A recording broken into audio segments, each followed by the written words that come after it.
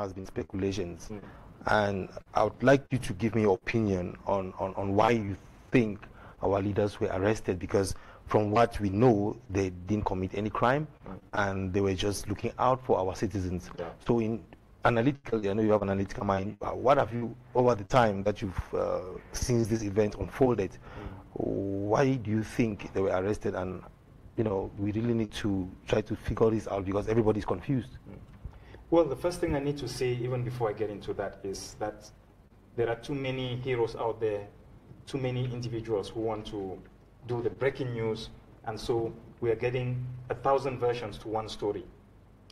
It is important that I state very clearly that the only channel from which our people can receive information on the whereabouts and the well-being of our leadership in Nigeria is through the spokespersons for the government and from the members of cabinet.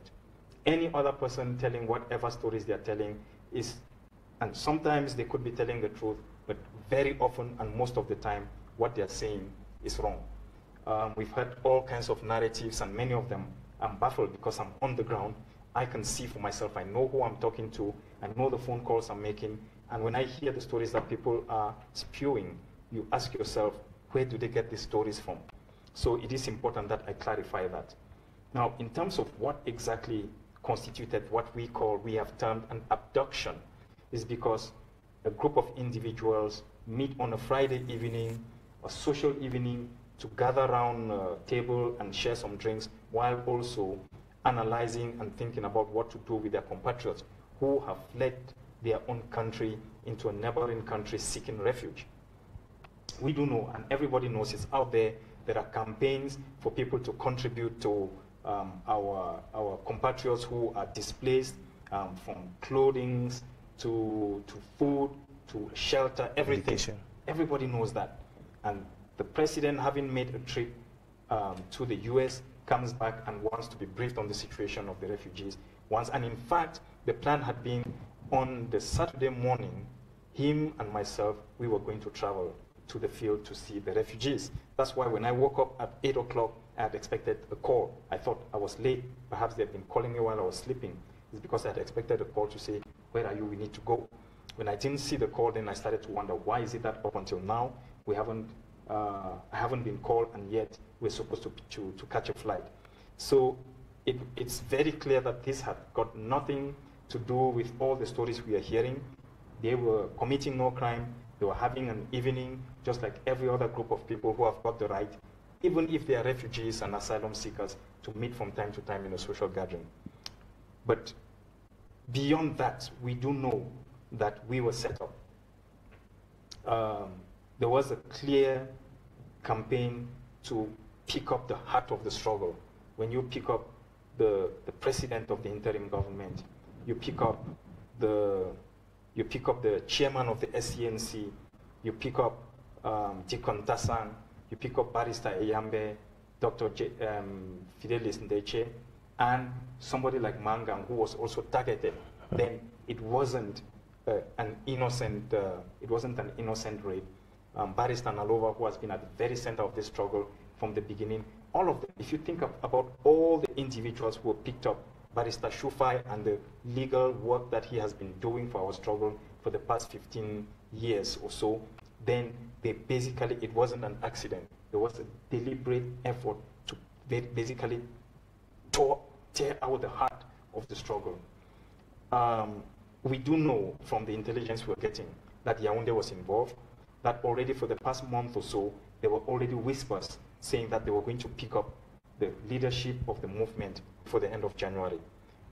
We had that intelligence. We just didn't know exactly where or when. We do know, for instance, that they had connived with certain elements in Nigeria, and that is why I continue to plead to our people and to say, whatever you do, whatever you say, please let's continue to be courteous to the Nigerian government. Let's continue to be thankful to the Nigerian government for having accommodated our people, for having shown a lot of kindness, for its hospitality. We've seen other videos and other instances where members of the government of Nigeria have expressed the will to accommodate our people, give them blankets, give them shelter when in their moment of crisis. So it is important to highlight that the individuals who were involved in this raid of our leadership were not necessarily representative of the Nigerian hierarchy, and that we continue to interact with the Nigerian government on the basis of the understanding that the Nigerian government has been extremely hospitable and kind to our people, and that we continue to appeal to the good sense, the human rights record, and the rule of law record that the Buhari government is known for in Nigeria. So, yes, there was a clear case of attempted kidnap by the regime in Yaoundé with the help of a few elements within the Nigerian security services.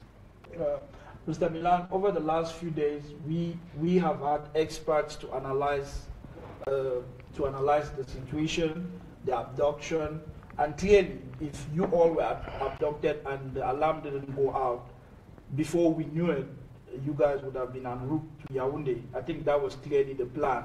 And some experts have said we probably don't see what we are playing into, that there's a whole geopolitics that is at play here, and that is what would get Yaoundé in bed with Abuja, and the fear of the unknown, which is an independent Ambazonia. You want to talk a little bit to that? Well, we have always known. I think the first thing is that our leaders, and I could have been one of them at the moment, are paying a price that we've always anticipated that we would possibly pay at some point or another. We are very conscious of the dangers of the route that we have undertaken, which is the route of trying to get, and with the determination to get our freedom and our independence regardless. We have always been aware of the geopolitics that is involved in this.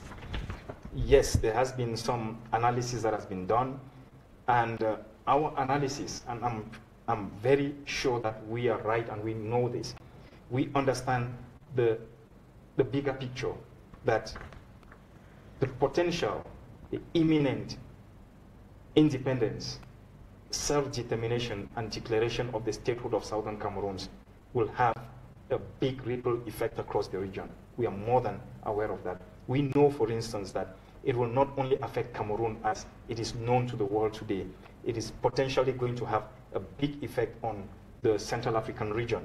We are talking about the Gulf of Guinea here. There are many players out there who have got multiple interests in this Gulf, and we are at the very heart of that Gulf. When you start looking at the oil, the touristic potential, the economy, the cocoa, banana, everything. But you're also talking about the manpower. Next door to us is a country with almost 200 million inhabitants. That's a big market. So there is, the geopolitics around this is massive. But if one also considers the fact that Cameroon, as we know it, is not an independent nation, but happens to be just the vassal of a European country whose very well-being and existence depends on the Francophonie, then we should also understand that the potential of an independent Southern Cameroons is not only going to affect Cameroon or the Central African region, it is going to affect the whole Francophonie as we know it, but also have a serious ripple effect on the French economy and French politics.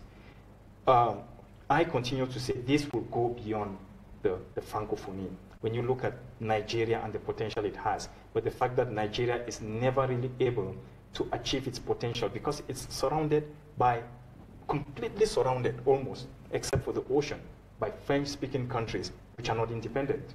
So when you look at the corruption, the bad governance, everything, there is no way Nigeria can really ever reach its full potential.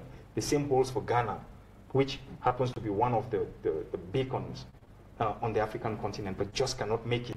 It cannot break away from this cycle of poverty, unemployment, because it is surrounded by French-speaking countries. So we know that the independence of Southern Cameroon has got a major, major potential for destabilizing, but for the better, the African continent as we know it.